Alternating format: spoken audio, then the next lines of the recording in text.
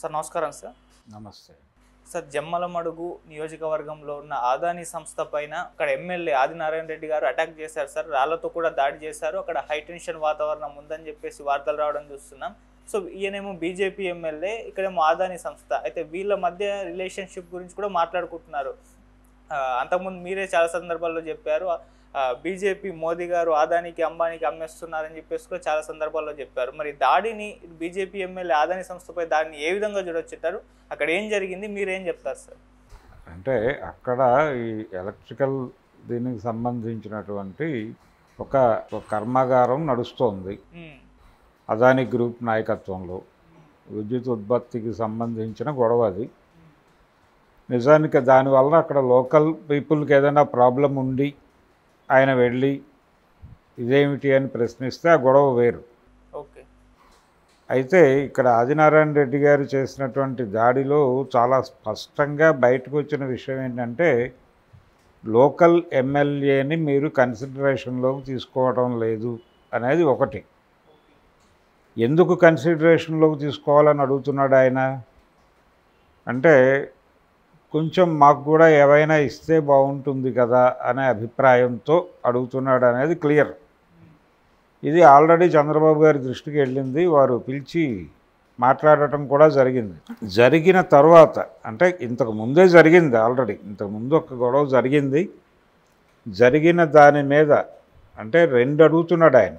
మీ company ఇక్కడ నిర్వహించేటువంటి పనులకు సంబంధించి రకరకాల కాంట్రాక్టులు ఉంటాయి, అవి మా జనాలకు ఇవ్వాలి. మా జనాలు అంటే ఆయనతో ఉండేటువంటి వాళ్ళకి ఇవ్వాలి. అలాగే లోకల్ ఎమ్మెల్యేగా నాకు ఇవ్వాల్సినటువంటి ముడుపులు ఏవైనా ఉంటే చెల్లించాలి. ఇది మనం సత్సంబంధాల్లో ఉండటానికి కావలసినవి. అలాగే నేను చెప్పిన వాళ్ళకి మీరు ఉద్యోగాలు కల్పించాలి. ఇది మీరు అకామిడేట్ చేయగలిగితే బాగుంటుంది అనేది ఆయన ప్రపోజల్.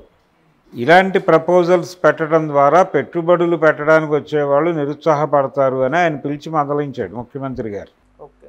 మందలించిన తర్వాత కూడా ఈయన వెళ్ళాడు. అక్కడికి వెళ్ళిన సందర్భంగా ఈ ఘర్షణ జరిగింది. ఈ ఘర్షణలో భాగంగా రాళ్లదాడి కూడా జరిగింది. రాళ్లదాడి జరిగింది, కొంచెం సీరియస్ అయింది వాతావరణం. ఈ గందరగోళాన్ని ఆయన జాతీయ స్థాయికి తీసుకెడితే అది ఆయన పదవికి ముప్పుగా కూడా మారచ్చు. కానీ ఆయన ఒక సైద్ధాంతిక నిబద్ధతతో, లేకపోతే ఈ జరుగుతున్నటువంటి మార్కెట్ ఎకానమీకి సంబంధించి స్పృహ ఉన్నటువంటి నాయకుడిగానూ కనిపించడం లేదు. ఆయన జస్ట్ చాలా సాంప్రదాయ పద్ధతుల్లో మాట్లాడుతున్నాడు. సాంప్రదాయ పద్ధతుల్లో అంటే లోకల్గా ఒక కంపెనీ పెట్టేటప్పుడు ఎమ్మెల్యే గారిని కలుసుకొని మంచి చెడు చూసుకోవాలి కదా. అదేమీ లేకుండా ఎలా వెళ్ళిపోతారు మీరు అంటే, వాళ్ళు మిమ్మల్ని నడిపిస్తున్నారు, మీరు వాళ్ళని నడిపించడం లేదు అనే విషయం మీకు తెలియాలి. ఓకే. ముఖ్యమంత్రి పిలిచి స్వయంగా మాట్లాడాడంటేనే దాని ప్రయారిటీ ఏమిటి అనేది, ఏ లెవెల్లో దానికి ఇన్ఫ్లుయెన్స్ ఉంది అనేది తెలియాలి నీకు. అది లేకుండా సాంప్రదాయ పద్ధతుల్లో వెళ్ళిపోయి కలిగితే నీకే ముప్పు వాటిల్లే ప్రమాదం ఉంది. ఆ ప్రమాద పంచుల్లో కత్తి తిప్పుతున్నాడు ఇప్పుడు ఆయన జమ్మలమడుగు ఎమ్మెల్యే. ఆయన నిబద్ధుడైనటువంటి ట్రైన్డ్ సంఘ్ పరివార్ మనిషి కాదు. ఆయన అనేక రాజకీయ పార్టీలలో తిరిగి అక్కడికి చేరాడు. సో ఒక రకమైన సాంప్రదాయ ఆలోచన విధానం ఉంది ఆయనకి.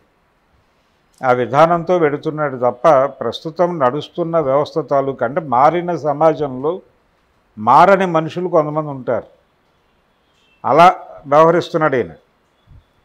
అంటే wrong man in workers Paradise అని ఠాగూర్ గారి నవల ఒకటి ఉంది. అలా ఈయన రాంగ్ మ్యాన్గా వ్యవహరిస్తున్నాడు అక్కడ. అది తప్పు. ముందు వారు ఒక మార్కెట్ గురువు దగ్గరికి వెళ్ళి జరుగుతున్న ప్రపంచం ఏమిటి, మనం వ్యవహరించవలసిన తీరేమిటి అనేది తెలుసుకోవాలి. రాజకీయం వ్యాపారం అయిపోయినది అనే స్పృహ ఉంది ఆయనకి.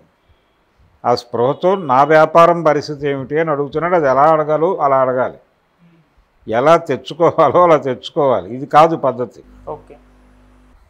అది త్రూ ప్రాపర్ ఛానల్ వెళ్ళాలి. వాళ్ళ పార్టీ నాయకత్వం దగ్గరికి వెళ్ళి, ఆ మధ్య పవన్ కళ్యాణ్ గారు జన సైనికులతో విడిగా ఒక మీటింగ్ పెట్టి మాట్లాడాడు. మీరు దేనికి తొందరపడకండి, మీకు ఏ కోరిక ఉన్నా ఆ కోరికని నాకు చెప్పండి, నా ద్వారా తీర్చుకోండి, అంతే తప్ప ఎవరి కోరికతో వాళ్ళు ముందడుగు వేయకండి, వేస్తే ఇమేజ్కి డ్యామేజ్ అవుతుంది అని చెప్పాడు ఆయన. అదే వీరికి చెప్పాలి.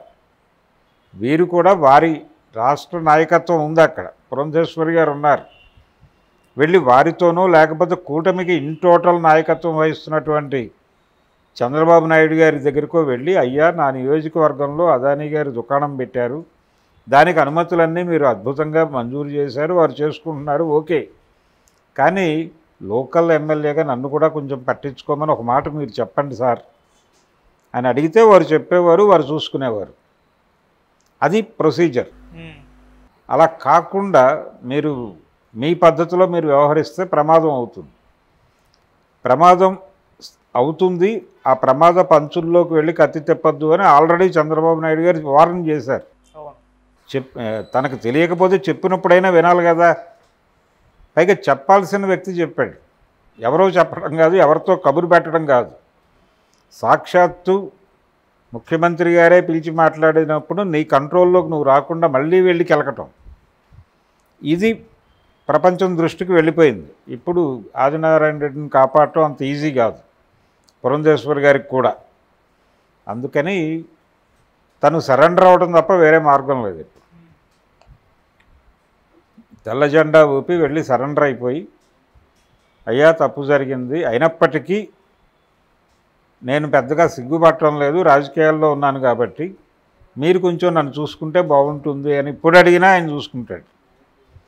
వినయం ఉండాలి రాజకీయ